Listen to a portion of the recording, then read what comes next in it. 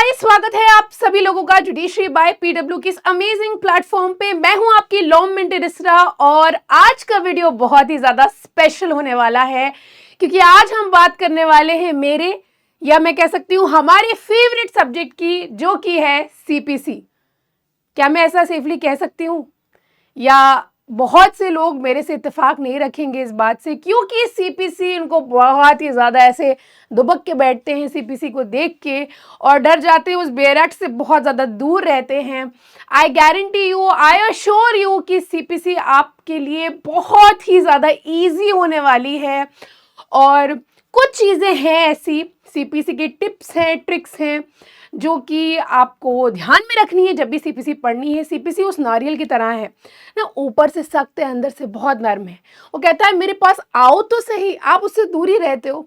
तो आज हम जानेंगे कि क्या है सीपीसी की वो अमेजिंग टिप्स एंड ट्रिक्स जो आपको हेल्प करेंगी, which will help you out in mastering this subject. And this subject, yes, plays a really important role in your judiciary and other competitive exams. So without any further ado, let us just begin with the session. दोस्तों, CPC की बात करी जाए तो सबसे पहले आपको ध्यान रखना है कि आपको दोस्तों शुरुआत जो करनी है, किसी भी चीज की शुरुआत हम किससे करते हैं? हम बेसिक्स से करते हैं। अगर हमें बेसिक्स ही नहीं पता तो आप सीपीसी में कुछ भी नहीं जान पाओगे। आपको direct first appeal, second appeal पढ़ना पड़ेगा। तो आप क्या करोगे? आप समझ रहे हो ना, रेफरेंस, रिव्यू, रिवीजन अगर हम आपको बताने लगेंगे तो ऑब्वियसली आप घबराओगे, है ना। लेकिन जब आपको बेसिक्स पता होगा, आपको वो सीक्वेंस पता होगा, तो आपके लिए सीपीसी बहुत ज्यादा इजी हो जाएगी। आपको ये पता होना चाहिए कि कौन होता है प्लेंटिफ, कौन होता है डिफेंडेंट, कोर्ट की प्रोसीडिंग किस तरह से चलती है, कैसे प्लेंट दायर होता है, इंस्टीट्यूशन ऑफ सूट कब माना जाता है, ये पूरे प्रोसीजर क्या होता है, अपील कब होती है, एग्जीक्यूशन, निष्पादन को क्या मतलब निष्पादन क्या होता है, ये सारी चीजें आपको पता होनी चाहिए।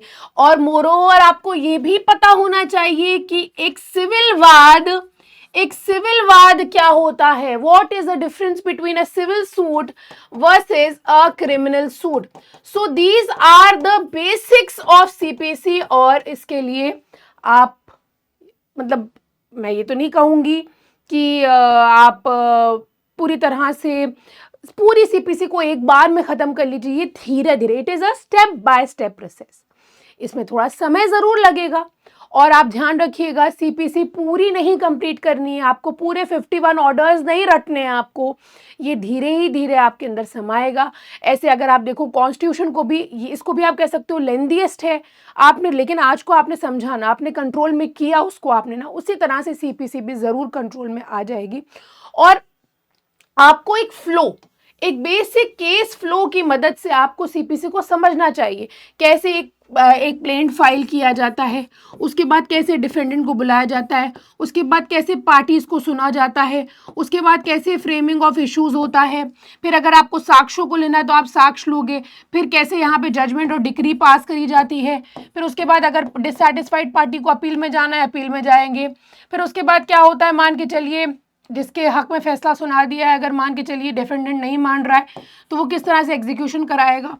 तो ये सारी चीज़ें आपको जानना बहुत ज़्यादा ज़रूरी है और उसके लिए आप मेरे से पढ़ सकते हैं, या अगर आप खुद चयन करें, आप खुद पढ़ें, अपने ऊपर मेहनत करिए, आप खुद से किसी XYZ कहीं भी आप इसके लिए क्लासेस ले सकते हैं। और डिटेल में सीपीसी के बारे में मैंने बहुत अच्छे से यूट्यूब पे भी और हमारे बैचेस में भी मैंने पढ़ाया हुआ है।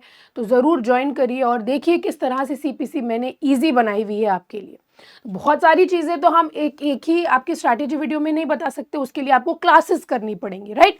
तो सबसे पहले आप कोशिश ये करो कि आप एक केस की सारी बेसिक्स जान लो, किस तरह से प्लेंट फाइल होता है लेके एग्जीक्यूशन तक की, राइट। उसके बाद हम आते हैं नेक्स्ट स्टेज पे, जो कि आपसे मैं कहूंगी कि वो जो पूरा केस फ्लो है ना, उसको आप 5 पार्ट्स में डिवाइड कर लो दोस्तों, 5 पार्ट्स में डिवाइड कर लो। सबसे पहले ध्यान रखिएगा कि प्लेंट फाइल करना क्या ट्रायल के अंदर माना जाता है? नहीं। जब सुनवाई हो जाती है उससे पहले का प्रोसीजर होता है, प्लेंट फाइल किया जाता है, WS फाइल किया जाता है, जुरिस्डिक्शन देखा जाता है कि किस न्यायालय में सूट वाद दाखिल होगा, राइट। तो ये प्री ट्रायल प्रोसीजर होता है।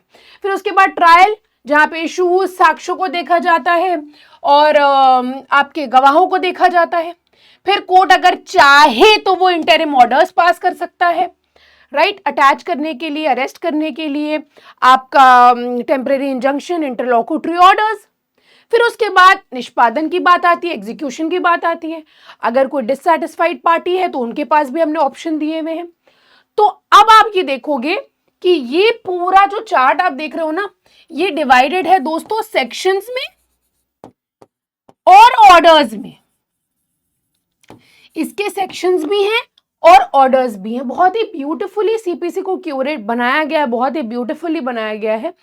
बट अगर मैं आपसे कहूं कि अगर आपने अपील के मान के चलिए खाली सेक्शंस कर लिए, अपील्स के आपने खाली क्या किए, सेक्शंस कर लिए, और आपने ऑर्डर 41, 42, 43 आपने सारे चीजें छोड़ दी, आपने सिर्फ सेक्शंस कर लिए, क्या अपील्स आप पूरा कंप्लीट कर पाओगे? क्या आप मेंस तक की, इंटरव्यू तक की आपने तैयारी कर ली? नहीं करी। तो अपील्स के आपको सेक्शंस भी पढ़ने हैं और आपको ऑर्डर्स भी पढ़ने हैं। दूसरी चीज, मैम क्या हर टॉपिक के सेक्शन और ऑर्डर्स हैं, उनको इंटरलिंक करके पढ़ना है? Interlinking is the key. क्या उनको इंटरलिंक करके पढ़ना है? नहीं, जरूरी नहीं है कि हर, जैसे मान के चलिए कोई ऐसा टॉपिक है जिसका कोई ऑर्डर नहीं है, वो सिर्फ और सिर्फ सेक्शंस में दिया गया है, तो आप उनका सेक्शंस कंप्लीट करके पूरा तैयारी कर सकते हो, और प्रीलिम्स के अंदर अगर वो पूछा जा रहा है या मेंस के अंदर पूछा जा रहा है तो आप उसको दे सकते हो। लेकिन जिन जिन प्रोविजंस के ऑर्डर्स हैं तो आपको उसके साथ उसको क्या करना है दोस्तों, इंटरलिंक करना है। और सीपीसी में कुछ नहीं, interlinking is the key, right. और यही हुनर हम आपको सिखाते हैं, यही हुनर हम आपको सिखाते हैं। तो इस तरह से आप इनको 5 पार्ट्स में डिवाइड करो, और यही एक केस फ्लो भी होता है दोस्तों, यही एक केस फ्लो भी है। इसके बाद अगर हम लोग बात करें, वो ये है कि आपको एक चीज का ध्यान रखना है, और वो है स्टडी मेथड हर एक टॉपिक के लिए। मैंने आपको अभी भी बताया कि सेक्शंस वर्सेस ऑर्डर्स आपको यहाँ पे देखना है। जैसे अगर आप देखोगे ऑर्डर 20 और ऑर्डर 21, डिक्री आप देखोगे इसके अंदर, उसी तरह से सेक्शन 2 सब क्लॉज 2 में डिक्री डिफाइंड है। तो ये ऑर्डर सेक्शन एक साथ जाते हैं, ये एक साथ चलते हैं। जैसे अगर आप ऑर्डर सेक्शंस को अलग अलग करके सोचोगे कि हम इतना लेंदी सब्जेक्ट, मान के चलिए आप एक हफ्ते में कंप्लीट कर लेंगे या एक महीने में कंप्लीट कर लेंगे, मान के चलिए जून में आपका नोटिफिकेशन आया, जुलाई अगस्त में अगर आपका पेपर है, तो वो पॉसिबल नहीं होगा दोस्तों।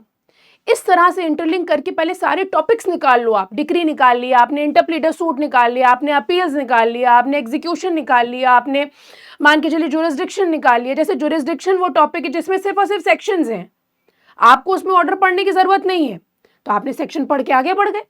मतलब आप अपने आप को इतना ज्यादा रिस्ट्रिक्ट मत करो, इतना बांधो मत अपने आप को कि आपको सब्जेक्ट से दूर जाना पड़े। You are the person who have to make it easy, वो आपको करना है, राइट। बेयर एक्ट की एक स्ट्रैटेजी होनी चाहिए जो कि सारे सेक्शन, सारे बेयर एक्ट्स पे एप्लीकेबल है, सारे लॉज पे एप्लीकेबल है, कि आपको कीवर्ड्स को हाईलाइट करना है। पावर, प्रोसीजर, कंडीशंस, एक्सेप्शंस, ये सारी चीजें आपको अंडरलाइन करनी है बेयर एक्ट के अंदर और उसको तैयार करना है। अब आप बोलोगे कि मैम आपने बताया नहीं, ऑर्डर 51 है तो उसके अंदर रूल्स इतने सारे हैं, आप तो निकल रही हो, आप तो बता नहीं रही हो। हर एक ऑर्डर के हर एक रूल इंपॉर्टेंट नहीं है, कुछ कुछ रूल्स इंपॉर्टेंट है, और वो हम आपको क्लासेस में बताते हैं कि कौन से ऑर्डर के कौन से रूल इंपॉर्टेंट है, राइट। सबसे ज्यादा जैसे अब ऑर्डर 1 रूल 8, कौन है जो तैयारी कर रहा है नहीं बता पाएगा, बता लोगे ना आप। तो उसी तरह से हम रूल्स आपको बताते हैं, जैसे ऑर्डर 2 रूल 2, राइट। ऑर्डर 9 पूरा इंपॉर्टेंट है, तो उसको हम आपको बताते हैं कि आपको कौन कौन से रूल को नहीं छोड़ना है, जो कि प्रीलिम्स और मेंस में किस तरह से पूछा जाता है। जैसे आरजेएस का पेपर आपने देखा था लास्ट टाइम का, कितना ज्यादा सीपीसी बेस्ड, मतलब सीपीसी अच्छी एडवांस लेवल की सीपीसी आपसे पूछी गई। फिर आइए, सबसे ज्यादा आपके लिए जरूरी ये है कि प्रैक्टिस का आपको रूटीन होना चाहिए, जैसे कि डेली बेसिस पे, ये आपका डेली बेसिस पे होना चाहिए या फिर आपका वीकली बेसिस पे होना चाहिए। हफ्ते में कर लो, या भैया अगर हफ्ते में डेली बेसिस पे करो, अगर डेली बेसिस पे नहीं हो रहा है तो हफ्ते में तो करना ही करना है कि आपने जो भी टॉपिक पढ़ा एटलीस्ट उसके 10 एमसीक्यूज लगा लो, और फिर उन सारे पार्ट जो कुछ भी आपने बेरैट के अंदर पढ़ा है उसका आपको वीकली रिवीजन करना है, डेली बेसिस पे आपको एमसीक्यू सॉल्व करने हैं। सारे सीपीसी की जितनी भी चीजें आप पढ़ रहे हो, जितने भी आपने फॉर एग्जांपल आपने पार्टीज टू सूट्स खत्म कर लिया, फ्रेम ऑफ सूट खत्म कर लिया, recognised agents and pleaders, institution of suits, pleadings, plaints, written, सब कुछ आपने कवर कर लिया, तो आपको सारी चीजों को रिवाइज करना चाहिए। इंपॉर्टेंट ऑर्डर्स उसमें से कौन कौन से निकले हैं और साथ ही साथ उसमें से सेक्शंस कितने कितने निकले हैं ये आपको पूरा निकालना है, चार्ट बनाना है और उससे रिलेटेड कम से कम 100-200 एमसीक्यूज सॉल्व कर लो। ये रिवीजन आपका होना चाहिए। मैं आपको गारंटी दे रही हूं 3 मंथ्स में दोस्तों सीपीसी आपके हाथ में होगी। 3 मंथ्स सिर्फ और सिर्फ सीपीसी पढ़ना है? नो, 3 मंथ्स 2 आवर्स, 2 घंटे अगर आप डेली बेसिस पे दे दिए सीपीसी को, डेली बेसिस पे 2 घंटे खाली दे दो, इतना तो आप कर ही सकते हो यार। और यार सिविल जज जूनियर डिवीजन बन के आपको काम तो सीपीसी का ही करना है, सारा प्रोसीजर पूरा सीपीसी का ही फॉलो करना है आपको। तो आई थिंक अपने फ्यूचर के लिए, अपने लिए 2 घंटा 3 महीने तक देने के लिए यार कुछ भी नहीं है। अब एपीओ तक में सीपीसी पूछे जा रही है, तो ये एक तरीका है, एक स्ट्रैटेजी है जो आप अपना सकते हो। और वो इंटरलिंकिंग वाला पॉइंट आपको भूलना नहीं है, अंत तक की याद रखिएगा, इंटरलिंकिंग इज द की। और इसके अलावा अगर आपको कोई भी डाउट आता है, कोई भी इशू आता है, तो हम यहाँ पे हैं। आपको सीपीसी बहुत ही इजी वे में बैचेस में पढ़ाया हुआ है और आगे भी पढ़ाने वाले हैं। बिहार एपीओ कह लीजिए या अदर जुडिशरी के एग्जाम्स कह लीजिए, बिहार जुडिशरी का एग्जाम कह लीजिए, तो आपसे हम बैचेस में मिलेंगे। उसके अलावा अपने ऊपर मेहनत करिए और सीपीसी को आपको ही कॉन्कर करना है, आप ही को उसको मास्टर करना है, ये आपका काम है। हम आपको गाइड जी हाँ ज़रूर कर सकते हैं। और ऐसा सब्जेक्ट है जो कि एक बार आपने तैयार कर लिया, एक बार आपके दिमाग में बस गया, तो आपको उससे प्रेम हो जाएगा, प्यार हो जाएगा और उसकी जो टेक्निकलिटीज़ है आपको खुद ब खुद अच्छी लगने लगेंगी। ये मेरी अश्योरिटी है। सो इसी नोट पे मैं आज का सेशन ज़रूर एंड करूँगी, बट आप कमेंट सेक्शन में ज़रूर छोड़िएगा अगर कोई भी इशू आए या अगर कोई भी पॉइंट आपको पूछना है तो आप कमेंट सेक्शन में पूछ सकते हैं। See you in the next one, तब तक के लिए पढ़ाई करते रहिए। टेक केयर एंड अलविदा फ्रॉम माय साइड।